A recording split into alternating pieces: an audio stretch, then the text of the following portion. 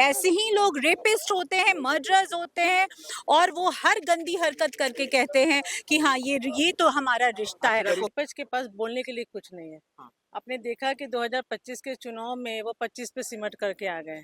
समय समय जो है विपरीत है। अगर यही लोग हमारे साथ गठबंधन में होते तो इस तरह की बातें नहीं करते होते, लेकिन अभी चूंकि नीतीश कुमार उनके साथ नहीं है तो वो इस तरह की बातें कर रहे हैं।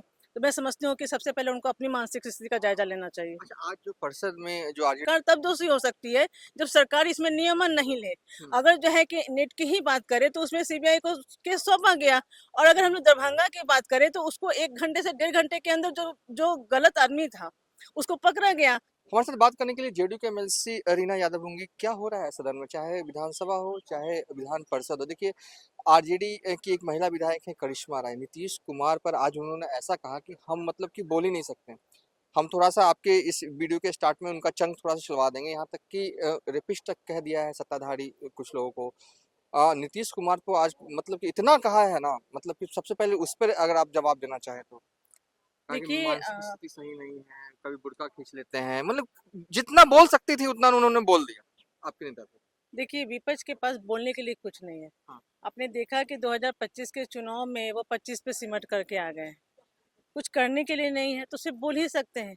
अब बोलने में अनर्गल वार्तालाप करना उन लोग की जो है कि नीति बन चुकी है। आज आपने देखा कि विधान परिषद में भी किस तरह से जो है कि बेतुकी बातों पे जो है कि हल्ला हंगामा हुआ, और फिर आखिरी में जो है कि सभापति को उनको जो है सदन से आउट करना पड़ा। लेकिन मैं कहना चाहूंगी कि ये जो सदन है बहुत पैसे खर्च करके जनता की समस्याओं को सुलझाने के लिए किया जाता है, व्यवस्थित किया जाता है।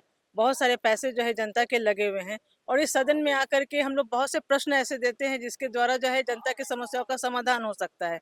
ऐसे में सिर्फ अपनी बातों को ही रखना और सभापति के बातों को नहीं सुनना, अपनी मर्यादाओं का पालन नहीं करना, और जो विधान परिषद की जो नीतियां हैं उनके अनुकूल नहीं चलना, मैं समझती हूँ कि विपक्ष को एक बार अपने ऊपर जो है काम करने की आवश्यकता है। अगर वो दूसरों की मानसिक स्थिति के ऊपर में वार्तालाप कर रहे हैं तो मैं समझती हूँ कि सबसे पहले उनको अपनी मानसिक स्थिति का जायजा लेना चाहिए। अच्छा, आज जो परिषद में जो आरजेडी के एमएलसी ने किया, कई एमएलसी मैं तो कहूँगा, उसको लेकर क्या कहेंगे?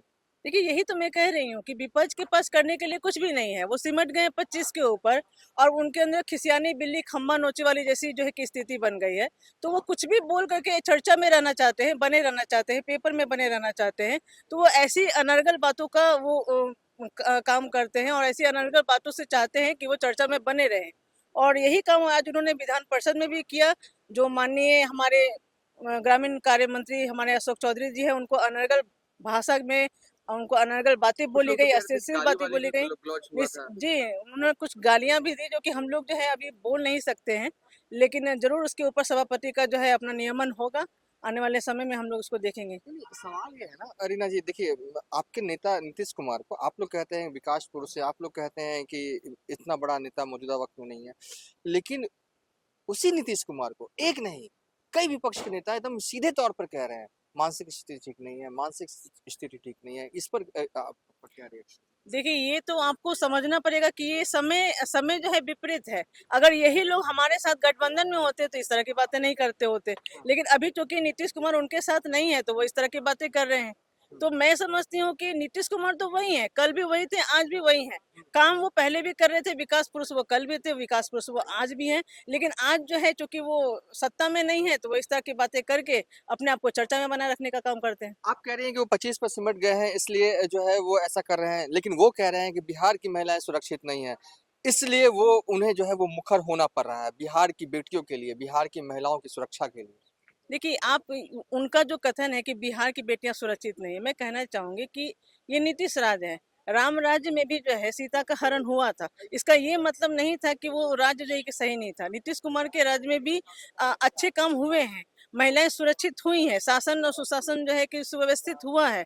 लेकिन अगर इक्का दुक्का लोग जो है कि जो गलत इरादों वाले हैं, जो गलत संस्कारों वाले हैं, अगर इस तरह के कार्य करते हैं, घृणित कार्य करते हैं, और इसमें हमारी बेटियां जो है वो कहीं न कहीं जो है कि उसमें मारी जाती हैं या उनके साथ कुछ भी जो है खराब होता है, तो मैं समझती हूँ कि इसके लिए सरकार दोषी नहीं हो सकती है। हाँ, सरकार तब दोषी हो सकती है जब सरकार इसमें नियमन नहीं ले। अगर जो है कि नेट की ही बात करें तो उसमें सीबीआई को केस सौंपा गया, और अगर हम लोग दरभंगा की बात करें तो उसको 1 घंटे से 1.5 घंटे के अंदर जो जो गलत आदमी था उसको पकड़ा गया।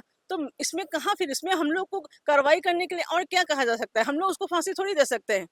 फांसी देने का काम जो है कि न्यायालय का है, या उस पे कार्रवाई करने का काम न्यायालय का है। हम लोगों को उसको पकड़ के जो है सलाखों के पीछे डालने का काम है, और इस पे ऊपर कार्रवाई होगी। अब से पॉक्सो एक्ट लगा है, उसमें बहुत सारी बातों का जिक्र हम लोग जो है आपके सामने भी नहीं कर सकते, मीडिया के समक्ष नहीं कर सकते हैं। तो मैं नहीं समझती हूँ कि सरकार कहीं से भी पीछे है। हमें समाज की मानसिकता में बदलाव लाने की आवश्यकता है। जो नैतिकता का जो पतन हो रहा है, उनको सुधारने की आवश्यकता है। तो मैं समझती हूँ कि उनको इस पे विषय पे ज़्यादा काम करना चाहिए।